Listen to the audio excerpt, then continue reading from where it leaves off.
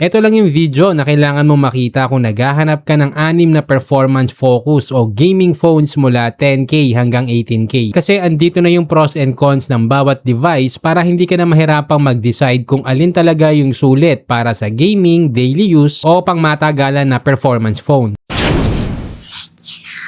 Simulan natin sa pinaka-affordable dito which is yung Poco M8 5G. Sa totoo lang, isa to sa mga phones na premium tingnan para sa presyo niya. Imaginein mo may 6.77-inch curved AMOLED ka na, 120Hz tapos umaabot pa ng 3200 nits brightness. Hindi siya mukhang cheap pag hawak at gamit mo lalo na kapag nanonood o naglalaro. Performance-wise, gamit niya yung Snapdragon 6 Gen 3 na nasa around 800K sa Antutu version 11. So hindi na siya yung typical entry-level performance lang. Kaya niya yung ML, CODM at iba pang esports game ng maayos basta realistic ka lang sa graphic settings. Meron ka ring 8GB RAM at 256GB storage tapos expandable pa hanggang 1TB. Honestly, malaking bagay yan kasi karamihan ng phones ngayon tinatanggal na ang microSD support. Isa rin sa pinaka-underrated dito yung software support kasi Android 15 siya tapos may 4 years OS updates at 6 years security updates pa. Pangmatagalan talaga dating niya para sa budget segment. Battery wise solid din kasi may 5520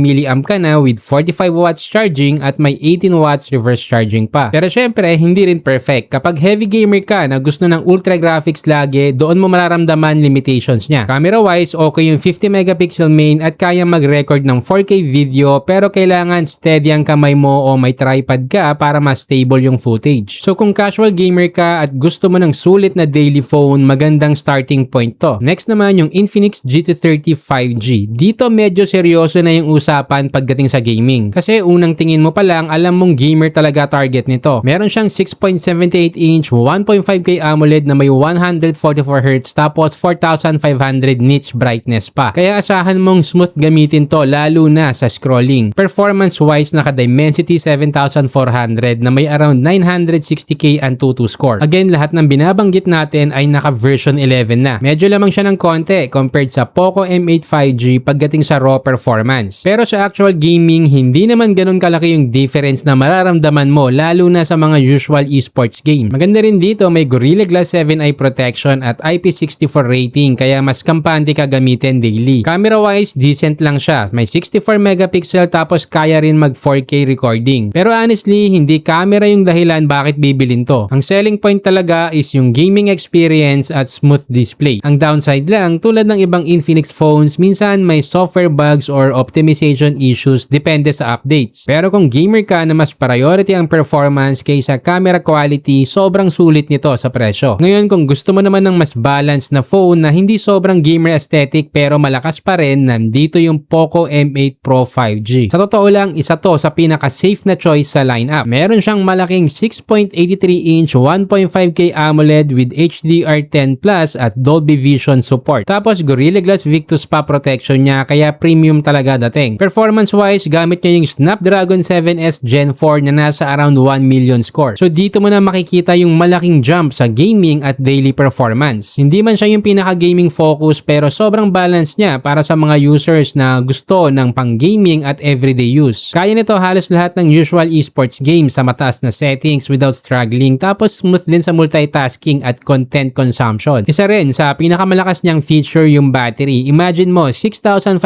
mAh tapos 100 watts hypercharge pa. Camera wise, mas refined na rin kasi meron siyang 50 megapixel with OIS. So mas stable at mas maayos yung kuha compared sa ibang gaming focus phones. Pero ito yung catch dito, kahit balance siya, hindi pa rin siya yung pinaka-exciting para sa hardcore gamer kasi UFS 2.2 pa rin yung storage niya. Kaya hindi siya kasing bilis nung mga naka 4.0 pagdating sa loading times at file transfer. Pero kung gusto mo ng phone na pang gaming pero hindi sobrang gaming phone yung dating, isa to sa pinaka-safe na choice sa lineup. Ngayon dito na tayo sa heavy gaming territory which is yung Tecno Pova 7 Ultra 5G. Honestly, ito yung klase ng phone na pag nakita mo yung specs, parang hindi mo iisipin na nasa ganitong price range lang. May 6.67-inch 1.5K AMOLED, 144Hz, 4,500 nits brightness, tapos around 460 ppi pa. Ang sarap nito gamitin sa gaming at media consumption lalo na kung mahilig mahilig ka sa smooth at vibrant na display. Pero yung pinakamalaking highlight talaga dito is yung Dimensity 8350 Ultimate chipset na nasa around 1.4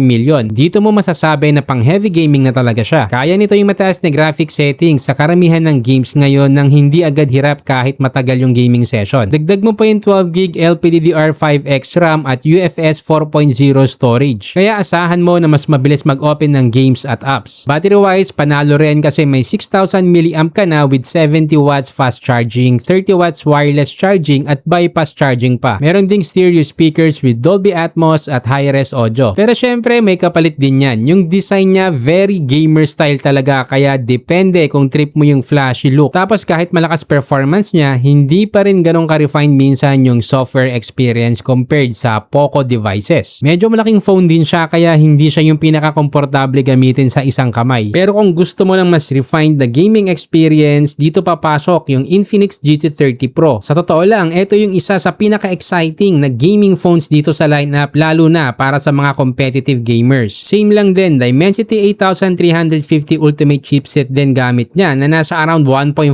million. Meron siyang 6.78-inch 1.5K AMOLED with 144Hz at Gorilla Glass 7 eye protection. Pero ang pinakamalaking highlight talaga dito is yung shoulder triggers. Although meron din yung base model pero syempre mas malakas na ang chipset nito. Kapag FPS gamer ka, malaking advantage talaga yon kasi parang console na rin habang nilalaro. Dagdag pa yung bypass charging, 30 watts wireless charging at 12GB RAM with 512GB UFS 4.0 storage. Pero syempre hindi rin perfect. Camera is decent pero hindi flagship level. Tapos minsan may software o optimization issues pa rin depende sa updates. Battery niya nasa 5,500 mAh. Medyo mas maliit compared sa ibang phones dito sa list. Pero kung gamer ka talaga at gusto mo ng pinakasulit na gaming features sa presyo, sobrang lakas ng value nitong GT30 Pro. Ngayon, kung gusto mo ng pinaka-balance at pinaka-premium na overall experience dito sa buong list, ito yung Poco X8 Pro. Honestly, ito yung klase ng phone na parang flagship killer na sa specs. Performance, gamit niya yung Dimensity 8500 Ultra na nasa around 2 million score. So dito mo na talaga mararamdaman yung malaking jump sa performance. Kasama pa yung UFS 4.1